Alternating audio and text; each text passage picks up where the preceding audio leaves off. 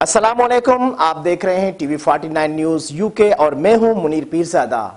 आइए आपको ले चलते हैं आज की खबर की जानिब। उडेरोलाल विलेज नज़द टंडो आदम में 2 रोज़ा मुफ्त आई कैंप सीरत अली मेडिकल सेंटर में लगाया गया। गुज़श्ता रोज़ 2 रोज़ा मुफ्त आई कैंप का इफ्तिताह राना आशिक अली ने किया। आई कैंप सीलानी वेलफेयर के तावन से लगाया गया।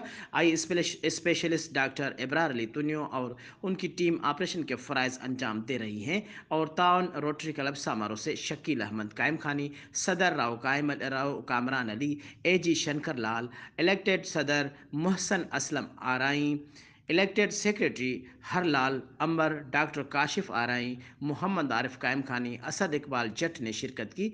आई कैंप की सरपरस्ती राव कामरान अली, राव अब्दुल हक और हाजी रोशन दीन लेबार्ट्री के इंचार्ज सलमान उमर डाहरी ने की। आई कैंप बगैर किसी वक्फे के सुबह 9 बजे से रात 8 बजे तक चलती रहेगी, जिसमें मुस्तहक लोगों के 500 से ज़ायद OPD और 70 से ज़ायद ऑपरेशन हुए, जिसमें मरीज़ों को लेंस, चश्मे और दवाइयाँ मुफ्त मुहैया की गईं।